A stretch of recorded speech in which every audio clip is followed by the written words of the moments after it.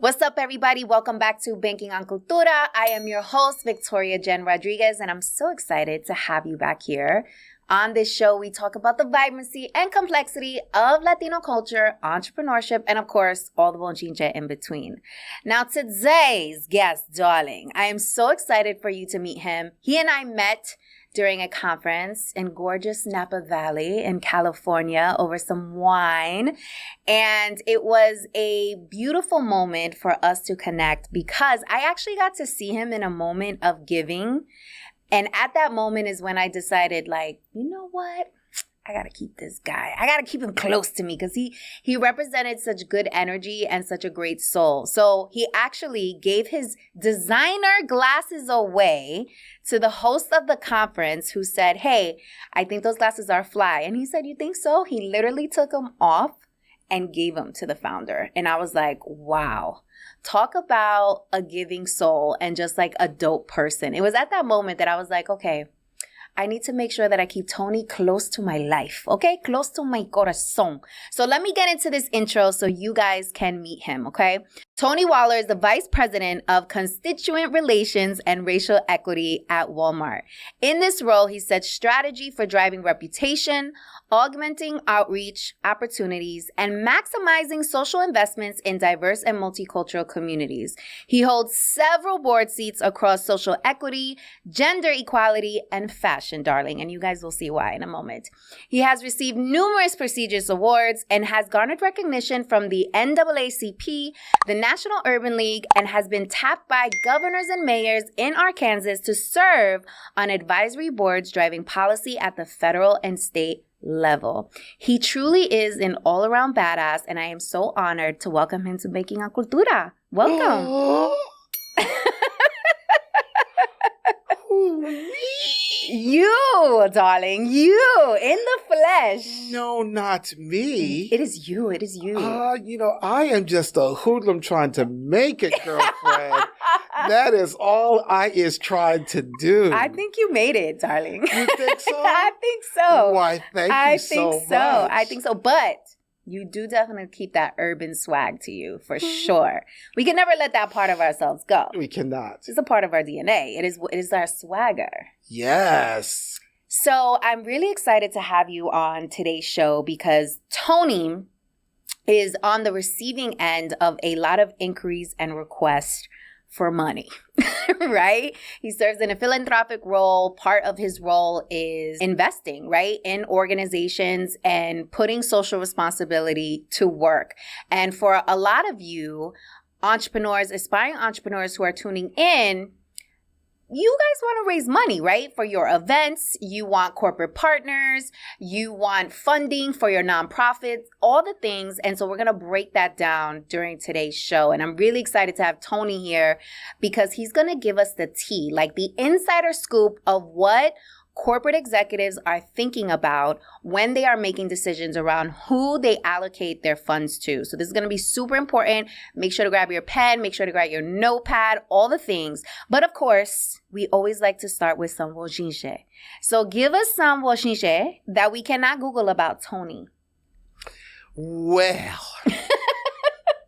there's a lot out there that you can't Google, but I would say probably for many people would not know that I am a huge advocate for mental health and mental health services. I've actually had a therapist in my life since I was 16 years old. Wow.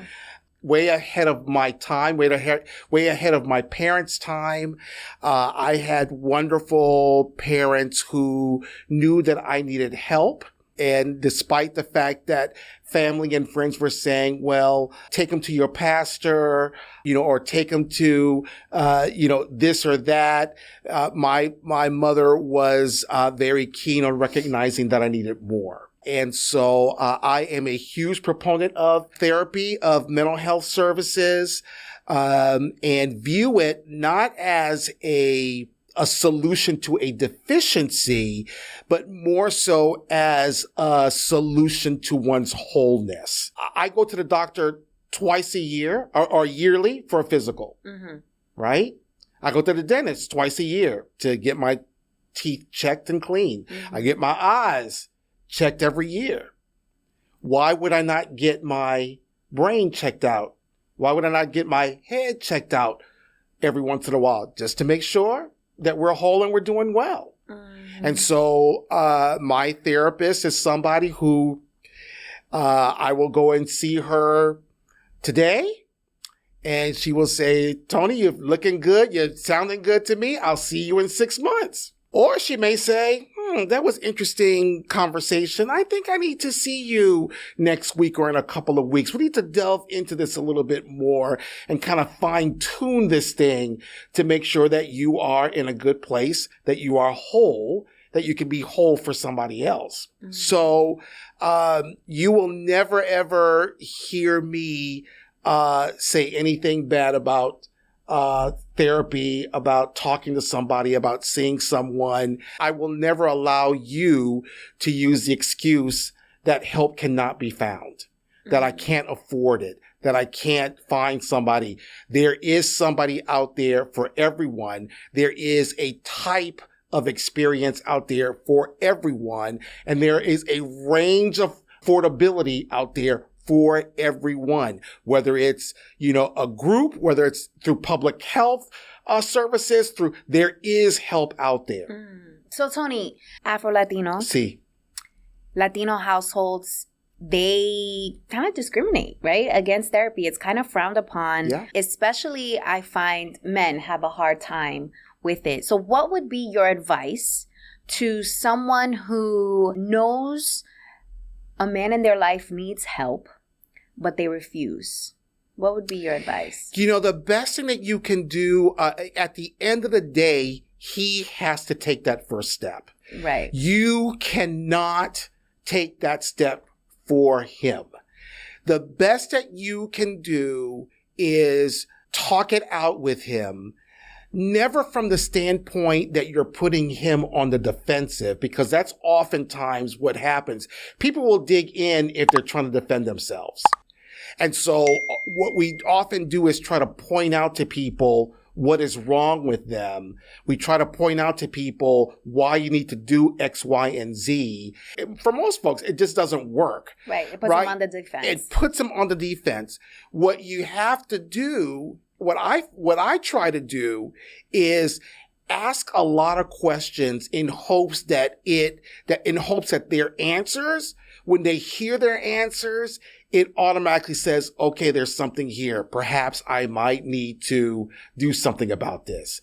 But you can never be the one, as much as you love them, you can never be the one to tell people what to do or to get them to do it. It never works. And last but not least, pray. Just pray for them. Just pray that something, someone, a moment will happen that will move them in the right direction. And I'm a true believer of prayer.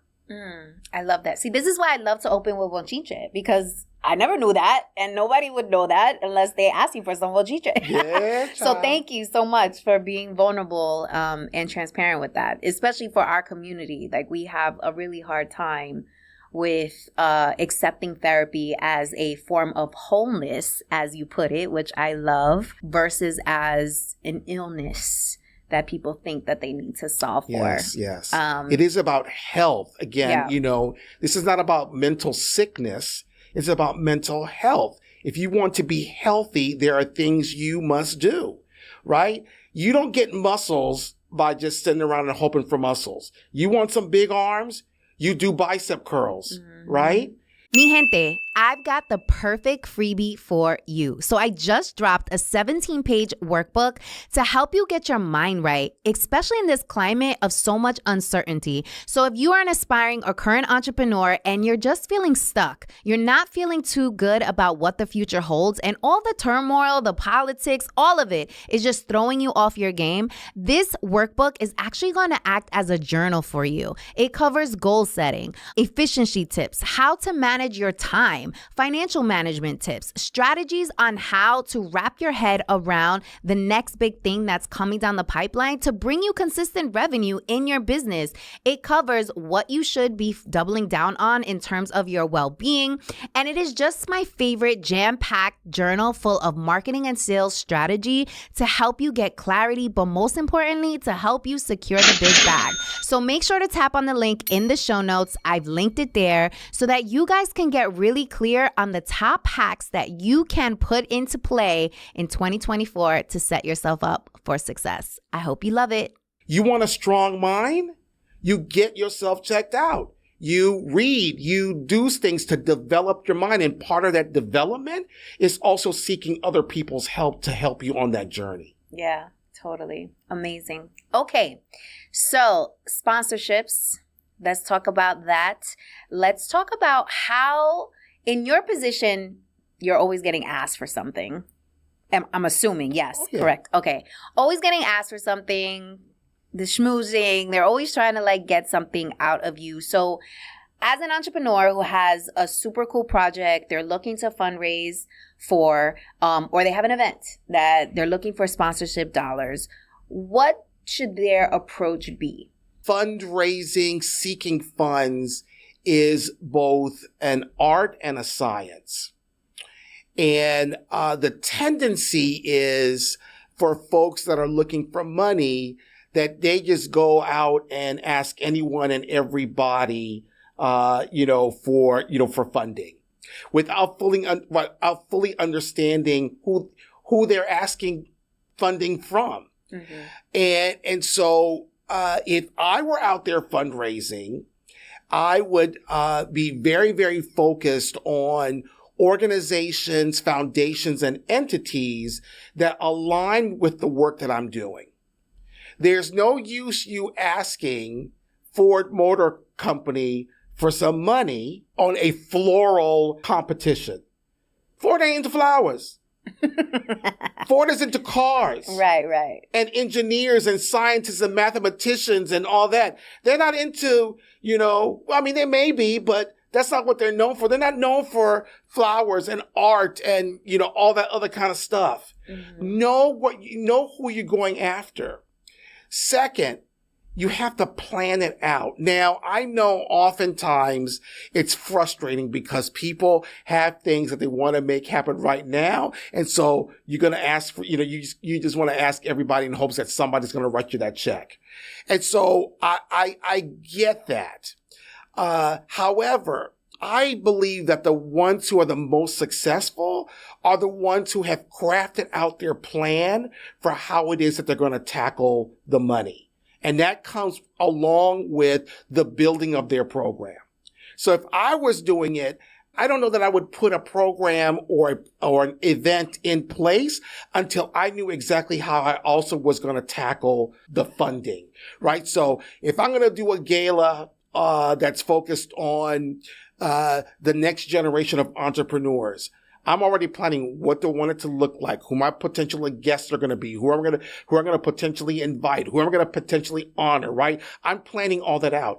In the same vein, I should be planning out who am I going after for the money, right? And be ready so that when I'm ready to execute this thing, I've already started my plan for going after those dollars. The other thing that I would say, last thing I would say is you got to hunt instead of fish. And so what I mean by that is when a fisherman goes out there, he or she just casts their net and drags in and hope that something's in there that's worth having. A hunter knows specifically what he or she or they are going after. If they want a lion, they're going after that lion. They're not looking for antelope. They're not looking for, a boar. They're not looking for a rabbit. They're not looking for anything else. It might come by their way, but they're not going to shoot that because they're out here shooting for a lion. Know who you are going after and why. I am on one end the one who a lot of times gives, find ways to give money.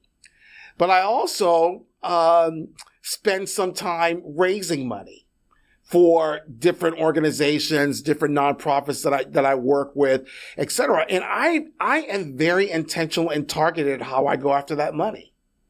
So let's talk about that thought process, right? So, first of all, let's do the key takeaways. Research, like know what the organization is already supporting, know what they care about, know what their values are, and making sure that there's actual connections there. Yes. It'll help you sell the story better and also not waste anybody's time, including your own.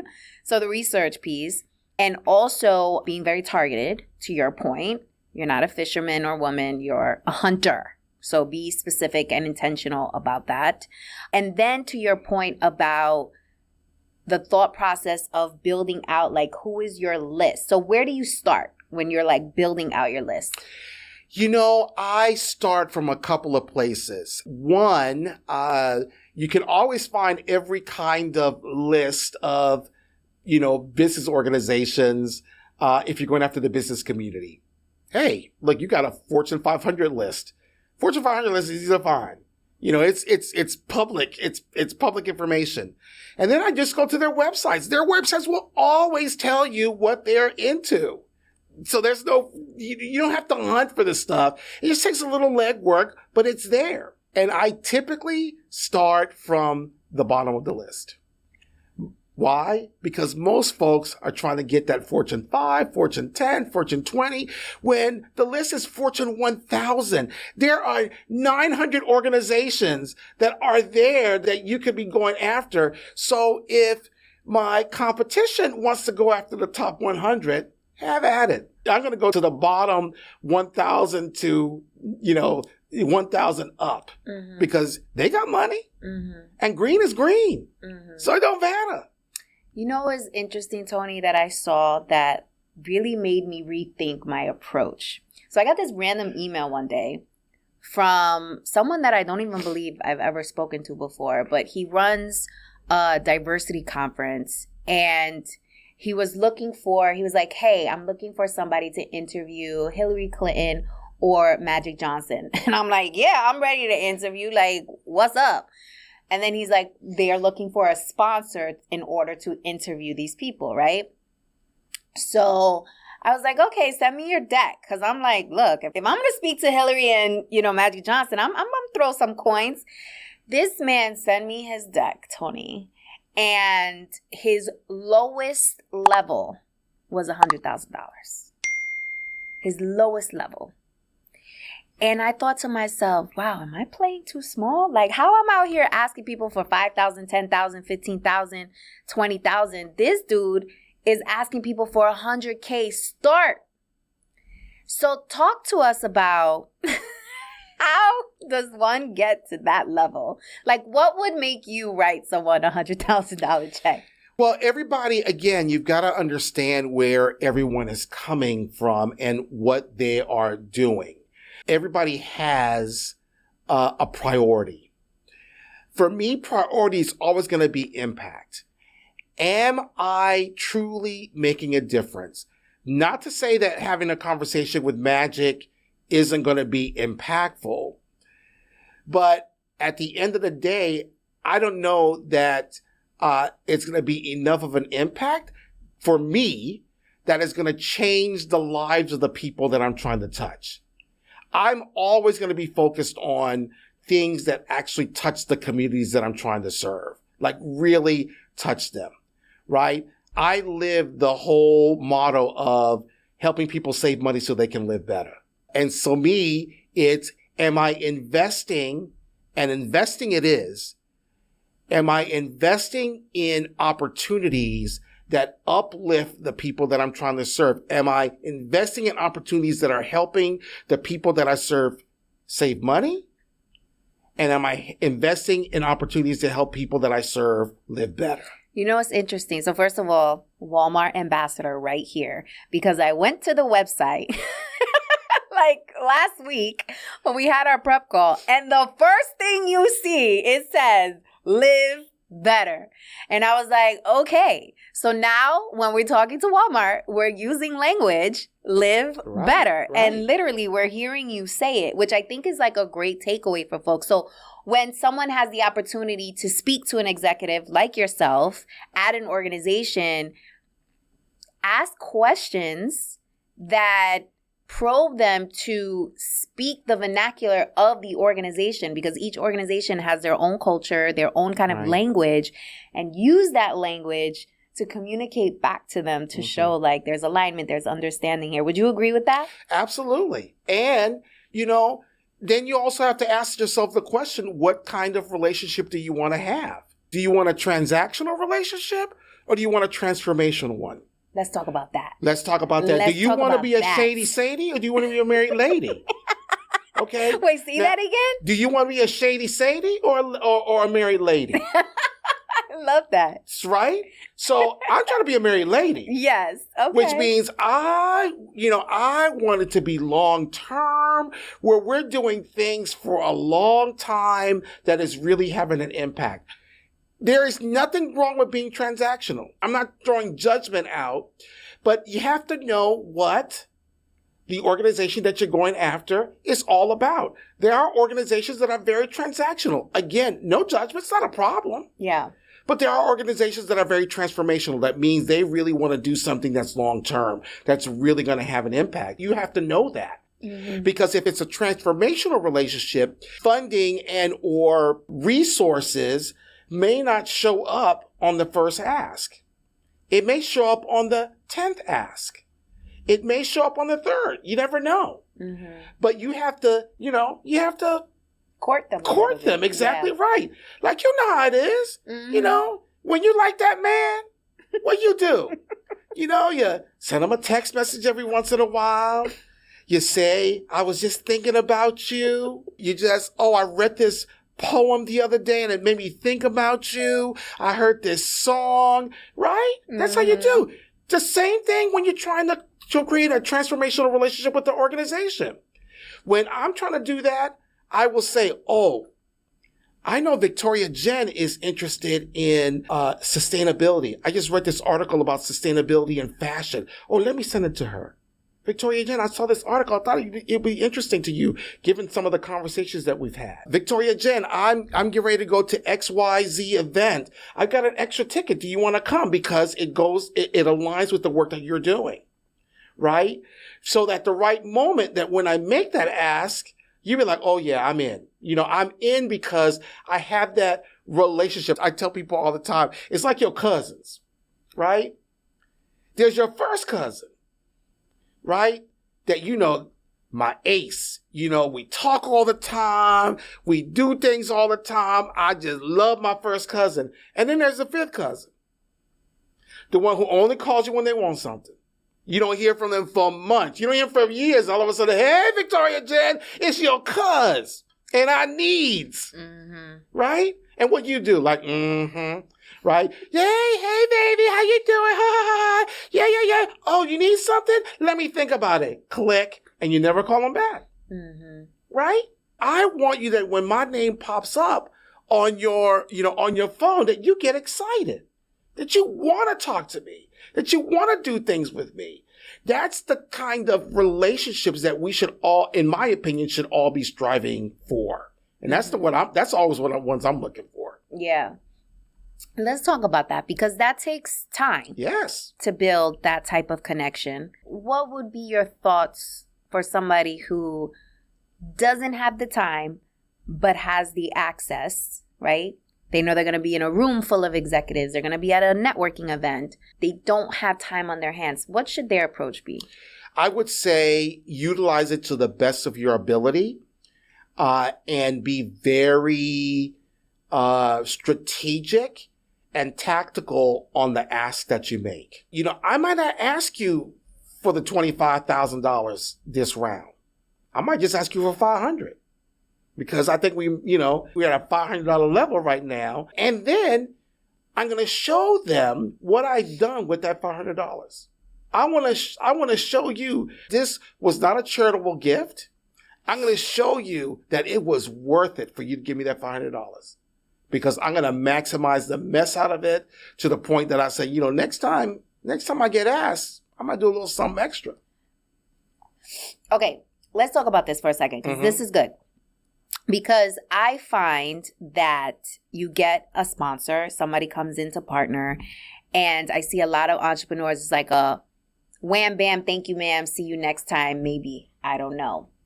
How should entrepreneurs be positioning, or anyone who's fundraising, be positioning the follow-up after somebody gives money? Like, what does that look like? Can you give some examples?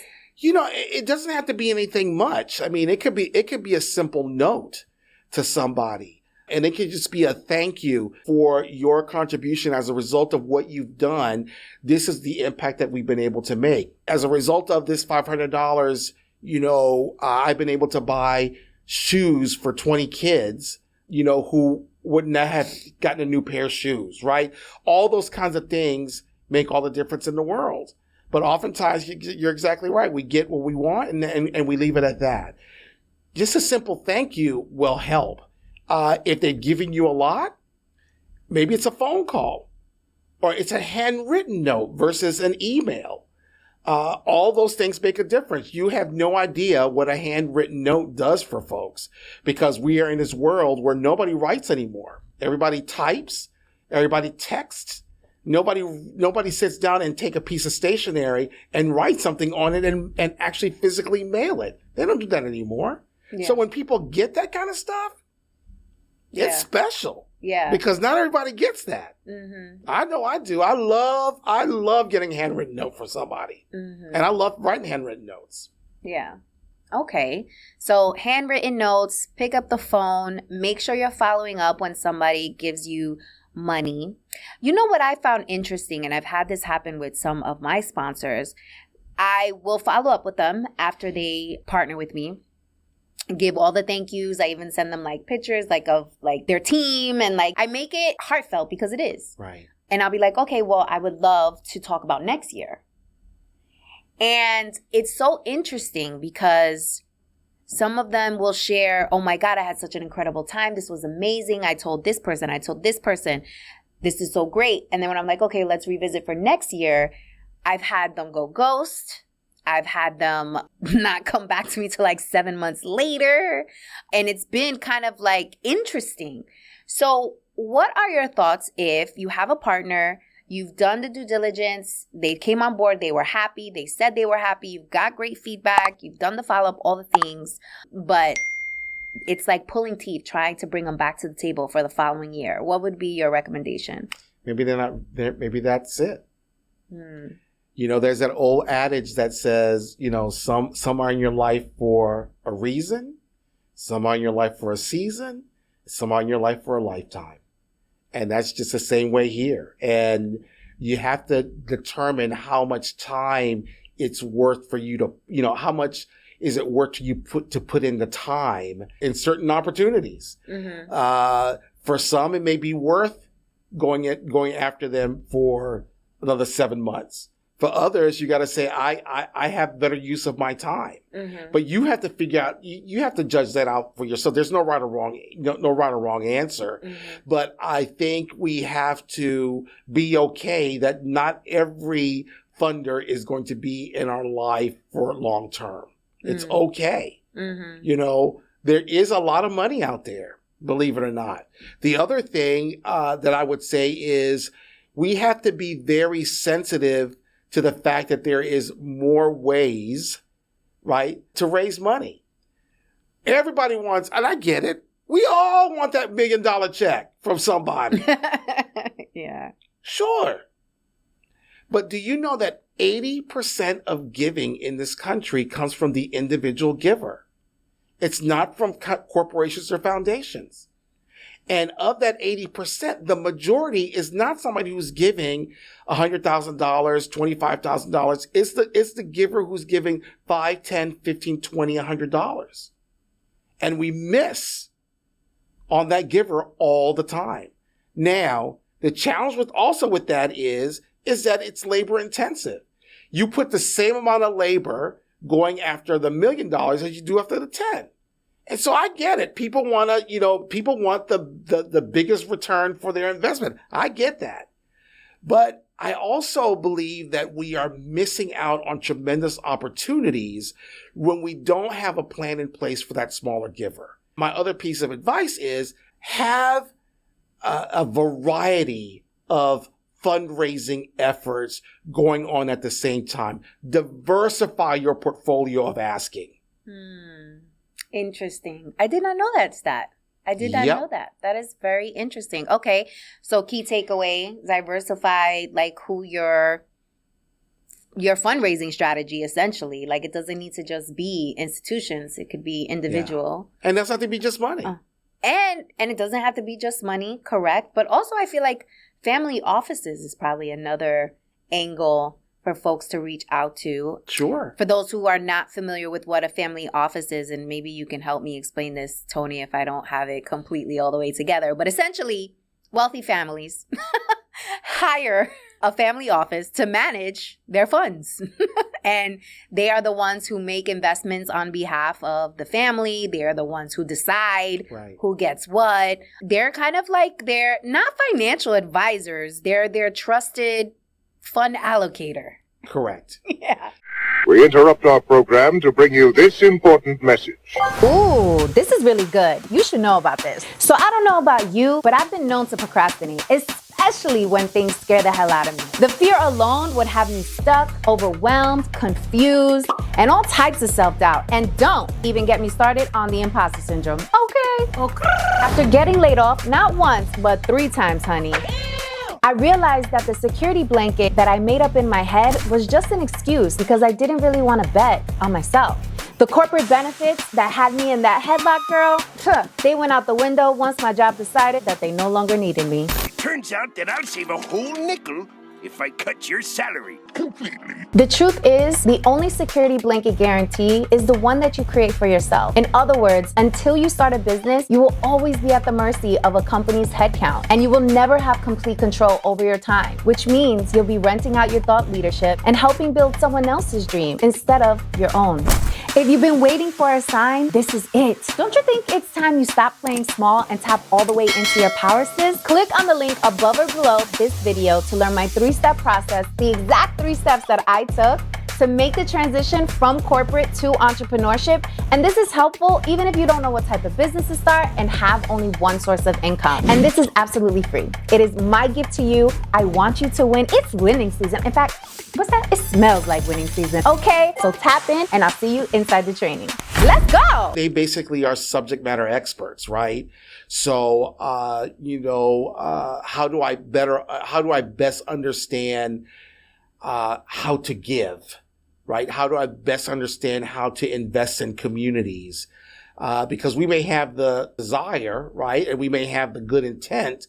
You also wanted to do the best work that it possibly can and create the most impact that it possibly can. Mm-hmm. And for that, you need somebody who can help you out, who can show you what it is that you need to be considering and thinking through as you decide what to give. Ultimately, the family, right, is going to give the money, but they're looking for the office to make the recommendations. And then, of course, the family must do their homework. It's not in the family's best interest to just go along and say, okay, whatever y'all say, this is what we're going to do.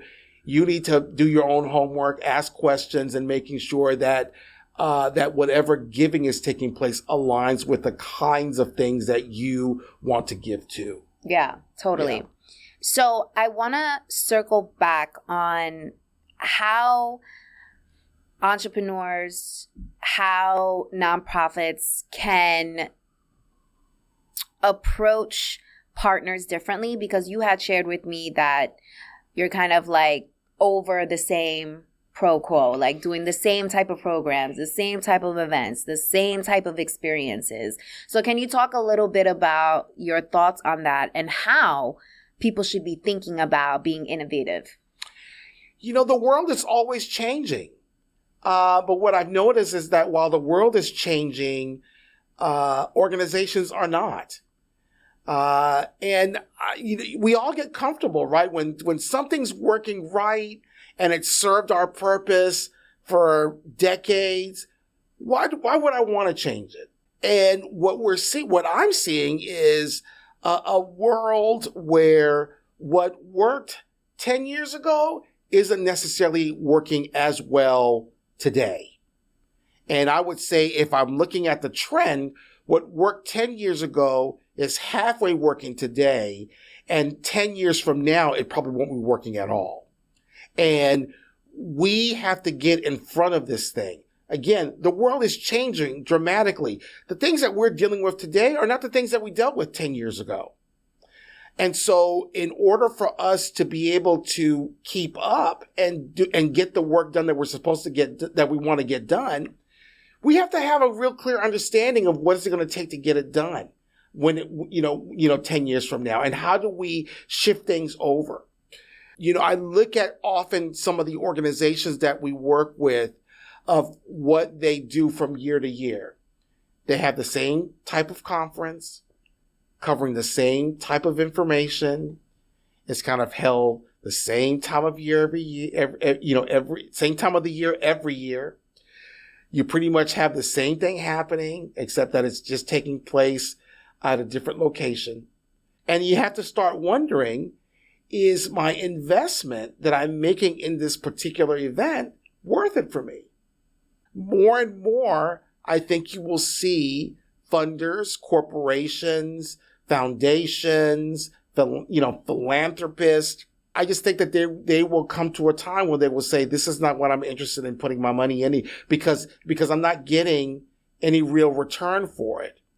And the return is not, my company is getting something out of the deal, but, the return is that I actually feel that the work that I'm doing is really making a difference. That at the end of the day, when the books of history write about me, they will say, here is blank corporation who is most definitely known for its work in X, right? We all want to be known for something. We all want to be seen as a winner. Well, the fact that I sponsored a particular event 20 years in a row would beg the question, is that the kind of impact I want to be known? And again, I'm not saying that that's not impactful, but, at the end of the day, is it the kind of impact that I want to be known for? Mm-hmm. And so we're going to see a big difference. And I think it's going to be the organizations that are thinking about how it provides services to the constituents that it's trying to serve in a different way. Those are going to be the ones that are going to be the winners. It's not going to be the ones who have done the same thing for the last 20 years and expect that it's going to continue for 20 more. Mm-hmm. I just don't see it happening. So what is one thing that someone can do that's different? To me, it's how do I develop an overall relationship with a partner that involves more than just one event, one transactional event. It's saying, how can I partner with this organization or with this corporation on X? And what could I make that look like all throughout the year? So let's say I decide that I really want my focus on hunger. And I'm having a relationship with some food company. I would want to go in with them and say, okay, I'm sure you're a food company. I'm sure that you are just as concerned about hunger as I am. How do we put something in place where we can say that this partnership has done its part towards ending hunger? It could be anything, right? And let's say let's say that what we decide is on the value of corn, that having more corn is a beautiful thing, mm-hmm. right? So maybe at the conference, I talk about the value of corn. And then later on in the year, we have a luncheon that's focused on corn. And maybe after that, we do a series of conversations, a series of podcasts with corn experts. Mm. And maybe after that, we'll have a corn Christmas party. Because at the end of the day, I am trying to use corn as my tool to end hunger. And again, I'm oversimplifying it in that. But here's a couple things that happen. Once, it helps to develop that brand for you. Because every time I hear, this particular company and corn, I automatically think, oh yeah, that nonprofit's involved in this. They're the ones that are doing it. If I ever hear this corporation and this nonprofit together, oh, I know they got to be doing something around corn because that's all they talk about. Mm-hmm. Now you've developed this reputation, whether you're involved in it or not. Right. You just know automatically. And that's the kind of difference that I want to know. It's not just, also obviously, it's not just because I want to be known for, but that I'm actually doing the work, right? But it's that kind of thinking to me that's going to really make a difference. It's going to create a difference. You're going to know something different about this set of companies versus this set of companies over here. Yeah. Interesting. Okay. I like that. I like it having multiple touch points, essentially. Yeah. Versus just being like a one-off and really building seeds with the partner that you are collaborating with on that. So I love that. Okay, so we've got major takeaways of how to approach an executive, how to know what an organization cares about, how to make sure there's alignment, how to ask for money, how to relationship build, how to foster relationships, how to do the follow-up after you get a check to get more checks, hopefully, how to manage the whole sponsorship fundraising space. Thank you for those insights.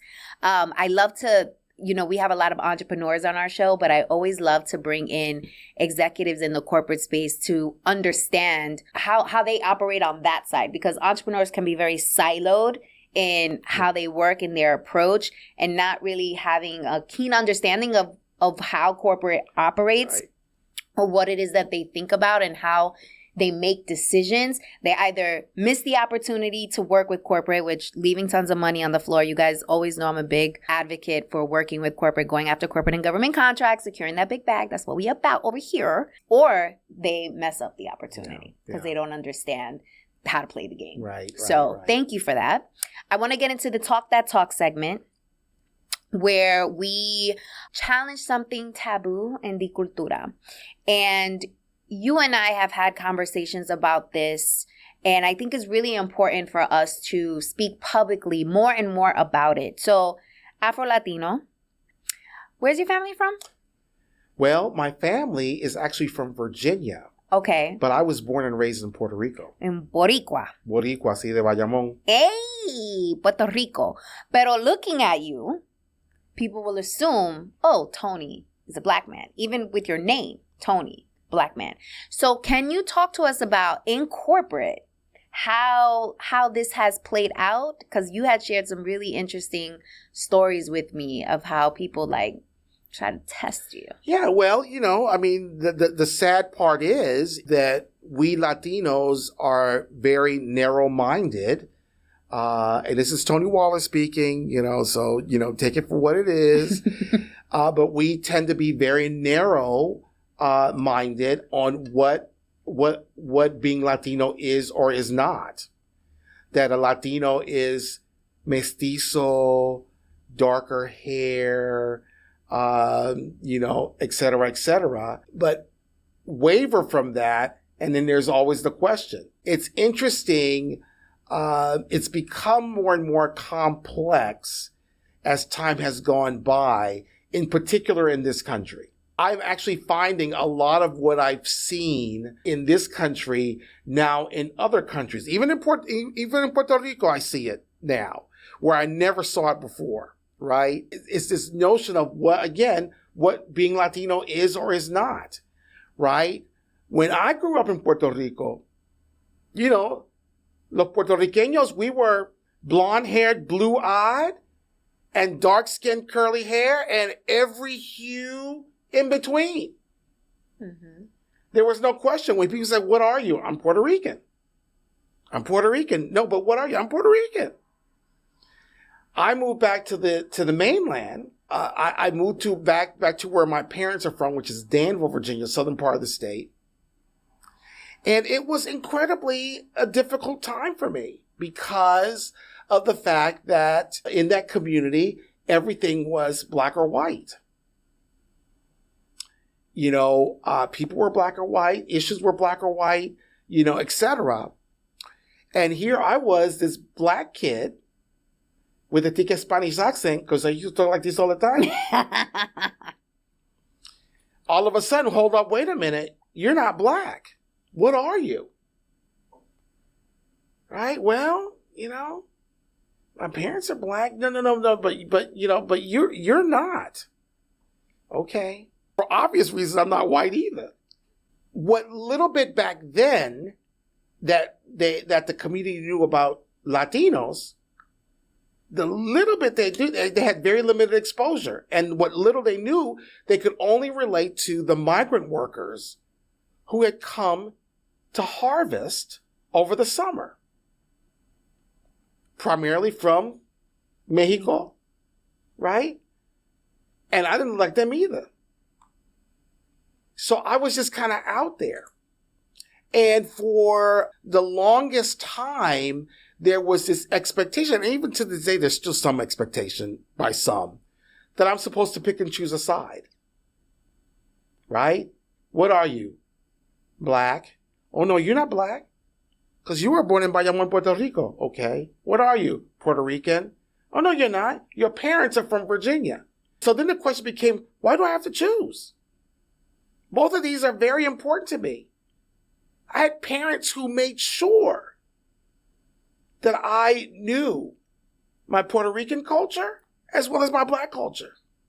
I grew up on fried chicken and string beans and collard greens. But I also grew up on arroz con pollo y habichuelas, tostones maduros, bacalaitos.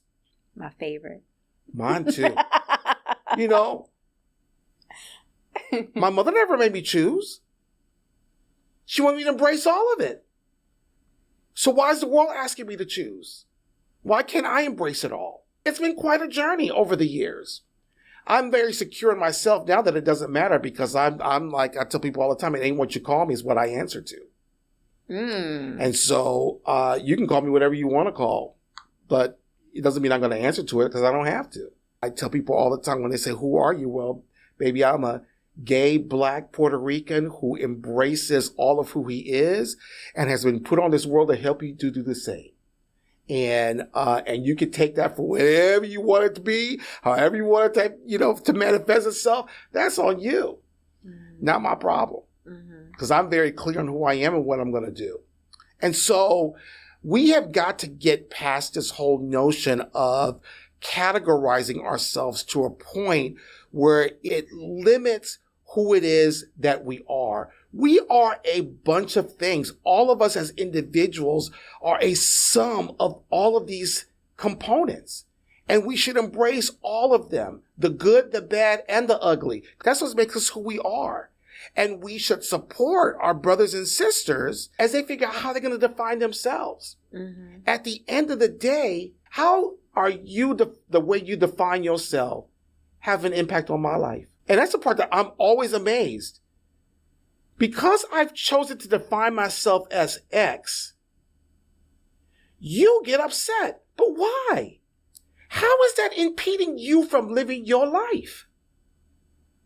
How is me calling myself a gay black Puerto Rican impeding you from being the beautiful person that you are? That's what I try to do. Help me understand that. Yeah. Help me understand. Now, if what I call myself is getting in the way of you living your full life, okay, now let's have a conversation. Let's figure this whole thing out.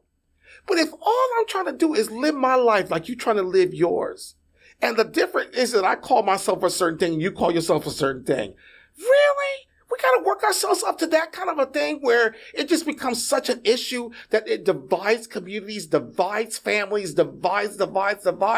Help me understand what is the benefit of that.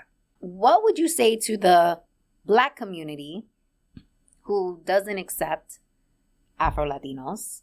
And what would you say to the Latino community who doesn't accept Afro-Latinos? I would say the same for both sides. Help me, and I've been asking the question, why? What is it? Because you will often find out that they really don't have an answer. I'm just trying to understand. And I always approach conversations, difficult conversations like this, with the whole notion of, before we have this conversation, Victoria, Jenn, I'm not here to try to convince you that you're wrong and I'm right. I'm not trying to convince you that you're bad and I'm good.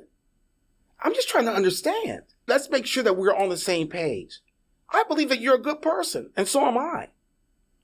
We just happen to have a different point of view. And is that a bad thing? Is that a right or wrong thing? No. We're still good people. At the end, when we leave this conversation, you're still a good person, and so am I. Nothing's changed. And so I want to understand what is it that upsets you so much that I consider myself Latino, even though I got black skin. Right? One of the things that probably bothered me the most throughout the pandemic and throughout the kind of racial equity movement that took place is how Latinos did not see themselves, how Asians did not see themselves in this conversation. They did not see themselves as part of the journey that was taking place. And I had, my brothers and sisters come up to me and said, well, what about me? What about me? And I'm like saying, what do you mean, what about you? Well, my family's from, X, Y, and Z. We went through a lot of discrimination, blah, blah, blah. Nobody's arguing that. I completely agree. But we're not in the conversation. Wait, what? Black Puerto Ricans, Black Dominicans, Haitians, Brazilians, Black Peruvians, Black Mexicans. You don't think that they're over in this country being treated like Black people?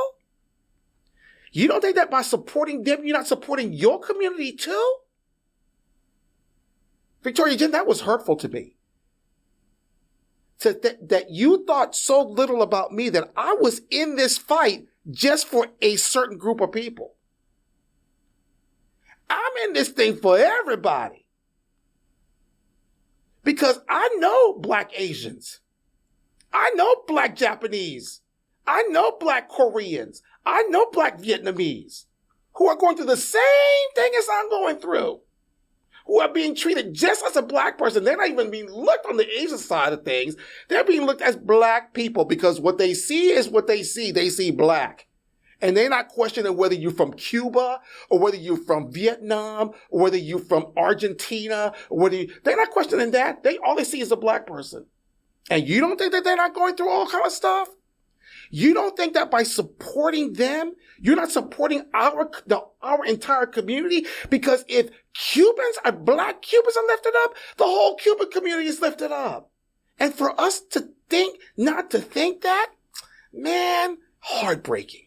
Heartbreaking to me. It was very heartbreaking. It was, for sure. Tony, what would be your advice to someone who is Afro-Latino and struggling? They're kind of like in this identity crisis. They feel the pressure to choose. What would be your advice to them? You just got to be courageous. I mean, I've had to learn to be courageous and again, just live with this the adage of, I'm not going to let you define who I am. The world can call you all it wants to call you, but you don't have to answer to it. You don't have to acknowledge it. You have to establish who it is that you are going to be, right? And put it out there. Now, ladies and gentlemen, let me be real. There is a cost for being who you are. Sure is. There is a cost for defining how you're going to be. And you have to be okay with that. You have to decide what price you're willing to pay. Because no matter what you decide to do, there is a price to pay. You can define yourself how you want to define yourself, and people will talk about you, do stuff to you, make it difficult. You got to be okay with that. You got to be okay with that. Mm-hmm. Or you can do what they want you to do. You be unhappy, live with it. You're paying a price. And again, no judgment. Ladies and gentlemen, no judgment. Because look, all of these journeys are hard. And I am not about to judge you because you decide to take a different path than me. I'm going to honor you. I'm going to support you. I might not agree with you. I might even tell you that I don't agree with you. But you will always know, Victoria Jenn, I don't agree with the decision that you're making, but girl, I got your back. Because this is your life and you got to live it. I got to live my own life. It's hard enough. I can't be living your life and my life too. Yeah. So I'm going to support you, despite the fact that I might not agree with you. And that's going to be okay. And so for all of you who are struggling, first you got to figure out who it is that you are. How are you going to define who it is that you are? What is your mission statement? What is your 8 words? I believe that every mission statement can be said in 8 words. What's yours? Embrace my full story, helping you do the same. I love that. Okay, I'm going to work on my 8-word story. Yeah. Yeah, I'm going to work on that. Yeah, some people can get it to 7, even 6, which I always get jealous. You know, I've been trying to get mine down to 6. I want people to know who I am. Mm-hmm. I want people to know that this is what I'm about. Mm-hmm. And if I'm in an elevator and I only have but 8 seconds going up from first floor to second floor, I want you to remember who I was. Mm-hmm. I want you to remember you met me in that elevator. So you should got to get it down to 8 words. They're going to remember you before you even open your mouth, okay? Because you're very kind. Fitting, darling. You are very kind. Tony, this was amazing. Thank you so much for joining us here on Banking on Cultura. Tell the people where they can find you. I know you also have a podcast, so please tell the folks. Well, I'm always doing a little something. How do you find me? I am the One Soul Searcher on Instagram. It's the number 1 SOLE searcher, because it's all about shoes and a little inspiration. I have a podcast. Yes, it's called Hanging Out in My Closet, Conversations with a Gay Afro-Latino on Just About Living. And we just try to tackle all the things, just like you, try to tackle all the things that we should be talking about, but don't take the time to do so or aren't courageous enough to do it. And then I also have a YouTube channel called Real Talk at the Barber Shop.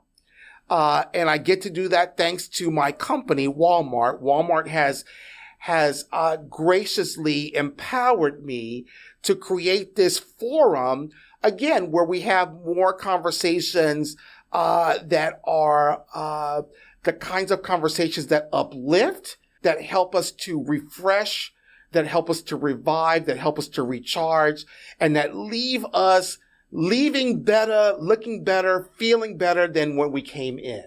And so I've been having a lot of fun with that. So check them all out. And of course, LinkedIn, I'm Tony Waller. And, let's stay connected. I love it. And we'll be sure to tag all of that in the show notes to make it easy for people. Thank you so much, hermano, for joining me. Thank you so much. I really appreciate it. It's been an honor. I always enjoy having wonderful conversations that can potentially help to uplift us and put us on the right track, right? We don't have enough of these kinds of conversations. We don't spend enough time thinking and reflecting and learning from each other. And we have lost the art. We really have lost the art of how to have a conversation with somebody. We have these conversations, and all of a sudden, if somebody says something that you don't like, right, all of a sudden now you're either canceled or you're labeled or now you're a bad person. Now, all of a sudden, all because there's a difference of opinion. Why was I a good person before the conversation started and I'm not a good person anymore? That makes no sense to me. That's a whole nother podcast. That's a whole, for real. That's a whole nother We'll have to run podcast. That back. Yes. And so I'm trying to get people to be courageous to have these kind of conversations and figure out how it is that you do. Now, I will tell you, you will sometimes have some conversations that will make your toes curl. Mm-hmm. Like, oh my goodness, I can't believe certain person said X, Y, and Z. We've had a few of those here on the podcast. Right? Yes. But at the end of the day, they came in as a good person. Yeah. And it's up to us to make sure that they know that they're leaving still as a good person, and that they know that you're a good person too. Just because you and I again see something different, right? And I said something that you didn't agree with, I hope that you still see me as a good person. Yeah. Right? Yeah. But that takes work. It takes work, and it also takes you being comfortable in your own skin to accept people for who they are. Correct. And where they are. Correct. Which is a great way for us to say thank you for joining us today on Banking on Cultura, and I'll see you guys on the next episode. Hey guys, if you enjoyed this video, I'm pretty sure you're going to love the next one. So make sure to click right here and tap into the next episode.